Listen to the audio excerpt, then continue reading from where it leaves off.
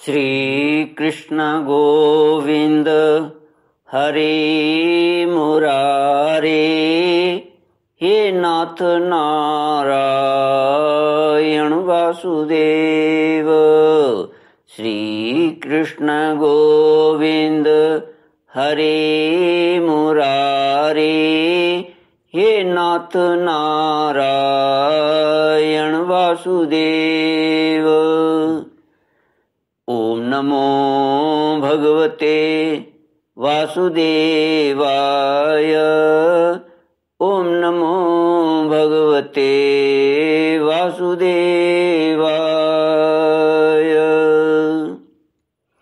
कृष्णाय वासुदेवाय हरये परमात्मने प्रणत क्लेशनाशाय गोविंदाय नमो नमः।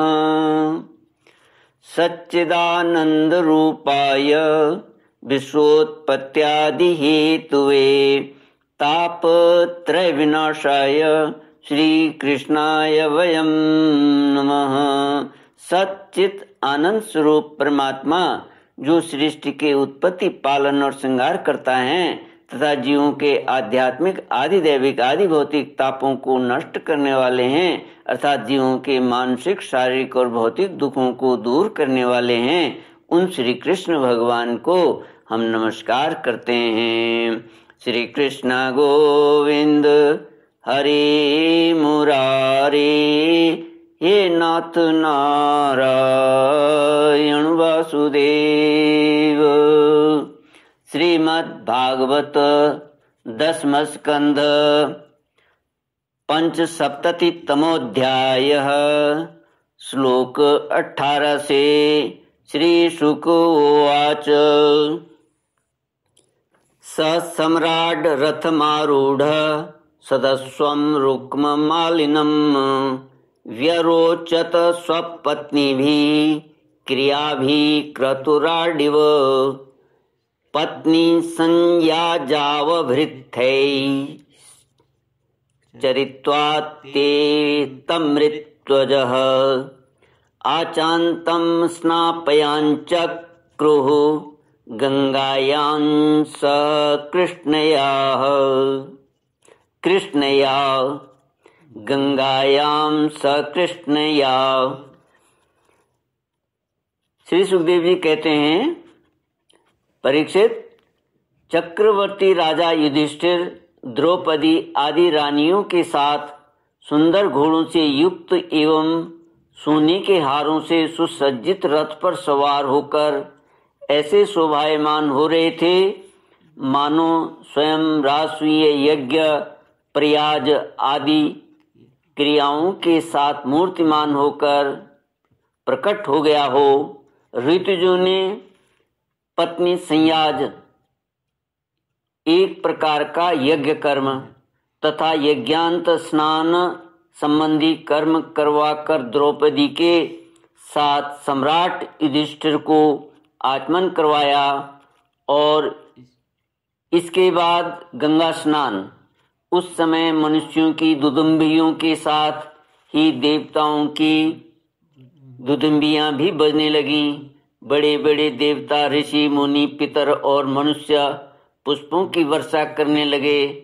महाराज युधिष्ठिर के स्नान कर लेने के बाद सभी वर्णों एवं आश्रमों के लोगों ने गंगा जी में स्नान किया, क्योंकि इस स्नान से बड़ा महापापी भी अपनी पाप राशि से तत्काल मुक्त हो जाता है।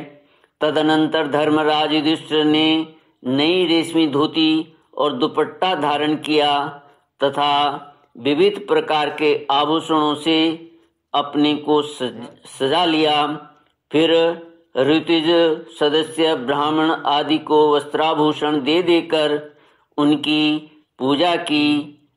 महाराज युधिष्ठिर भगवत परायण थे, उन्हें सब में भगवान के ही दर्शन होते हैं, इसलिए वे भाई, बंधु, कुटुंबी, नरपति, इष्ट मित्र, हितैषी और सभी लोगों की बार बार पूजा करते। उस समय सभी लोग जड़ाऊ, कुंडल, पुष्पों के हार, पगड़ी, लंबी अंगरखी, दुपट्टा तथा मणियों के बहुमूल्य हार पहनकर देवताओं के समान शोभायमान हो रहे थे। स्त्रियों के मुखों की भी कोई कानों के कर्णफूल और घुंघराली अलकों से बड़ी शोभा हो रही थी तथा उनके कटिभाग में सोने की करधनियां तो बहुत ही भली मालूम हो रही थी। श्री कृष्ण गोविंद हरे मुरारे, हे नाथ नारायण वासुदेव।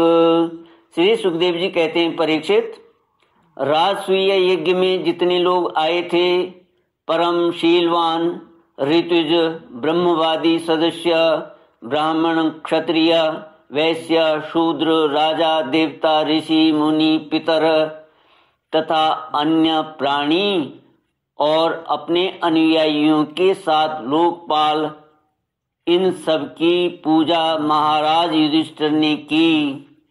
इसके बाद वे लोग धर्मराज से अनुमति लेकर अपने अपने निवास स्थान को चले गए। परीक्षित, जैसे मनुष्य अमृत पान करते करते कभी तृप्त नहीं हो सकता, वैसे ही सब लोग भगवत भक्त राज ऋषि युधिष्ठिर के राजसूय महायज्ञ की प्रशंसा करते करते तृप्त न होते थे। इसके बाद धर्मराज युधिष्ठिर ने बड़े प्रेम से अपने हितैषी सुहृद संबंधियों, भाई बंधुओं और भगवान श्री कृष्ण को भी रोक लिया, क्योंकि उन्हें उनके बिछोह की कल्पना से ही बड़ा दुख होता था।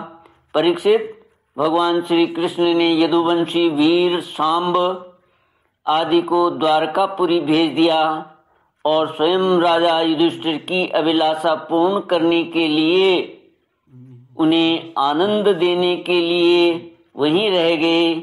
इस प्रकार धर्मनंदन महाराज युधिष्ठिर मनोरथों के महान समुद्र को, जिसे पार करना अत्यंत कठिन है, भगवान श्री कृष्ण की कृपा से अनायास ही पार कर गए और उनकी सारी चिंता मिट गई। एक दिन की बात है, भगवान के परम प्रेमी महाराज युधिष्ठिर के अंतःपुर की सौंदर्य संपत्ति और राजसूय यज्ञ द्वारा प्राप्त महत्व को देखकर दुर्योधन का मन डाह से जलने लगा। परीक्षित, पांडवों के लिए मैदानों ने जो महल बना दिए थे, उनमें नरपति, दैत्यपति और सुरपतियों की विविध विभूतियां तथा श्रेष्ठ सौंदर्य स्थान स्थान पर शोभायमान था।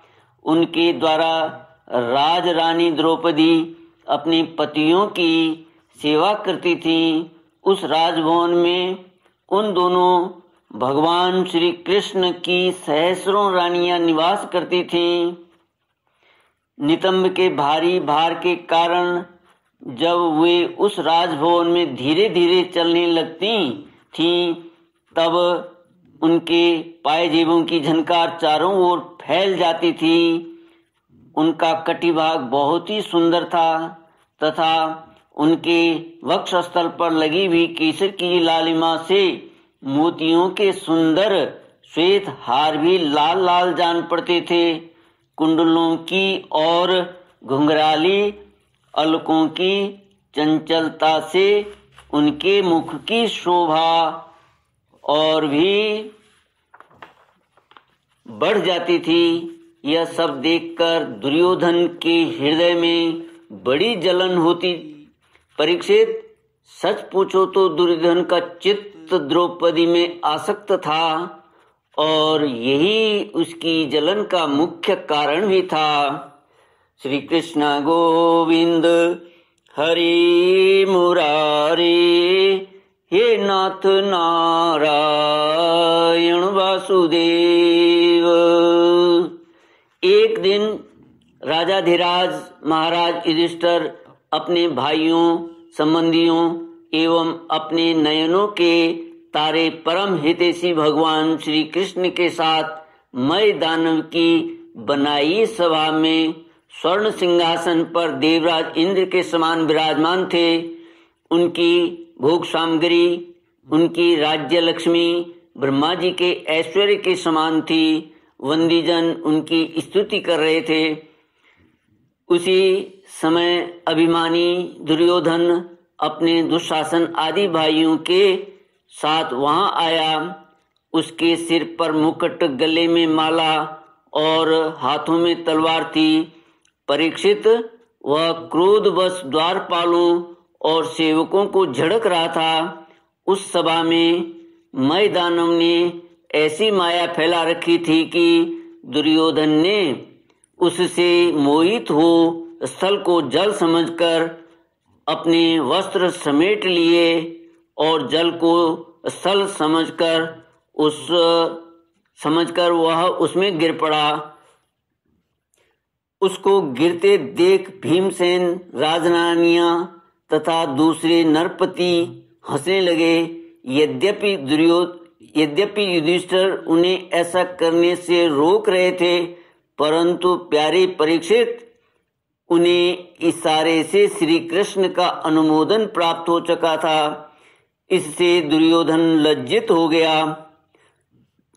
उसका रोम रोम क्रोध से जलने लगा। अब वह अपना मुंह लटकाकर चुपचाप सभा भवन से निकलकर हस्तिनापुर चला गया। इस घटना को देखकर सत्पुरुषों में हाहाकार मच गया और धर्मराज युधिष्ठिर का मन भी कुछ खिन्न सा हो गया। परीक्षित, यह सब होने पर भी भगवान श्री कृष्ण चुप थे। उनकी इच्छा थी कि किसी प्रकार पृथ्वी का भार उतर जाए, और सच पूछो तो उन्हीं की दृष्टि से दुर्योधन को वह भ्रम हुआ था। परीक्षित, तुमने मुझसे यह पूछा था कि उस महान राजसूय यज्ञ में दुर्योधन को डाह क्यों हुआ, जलन क्यों हुई, सो वह सब मैंने तुम्हें बतला दिया। श्री कृष्ण गोविंद हरि मुरारी, हे नाथ नारायण वासुदेव। इति श्रीमद्भागवते महापुराणे पारमहंस्यां संहितायां दशमस्कन्धे उत्तरार्धे दुर्योधन मानभंगो नाम पंचसप्ततितमोऽध्यायः। ओम पूर्णमद पूर्णमिदं पूर्णात् पूर्णमुदच्यते पूर्णस्य पूर्णमादाय पूर्णमेवावशिष्यते। ओम शांति शांति शांति। हरि ओम श्री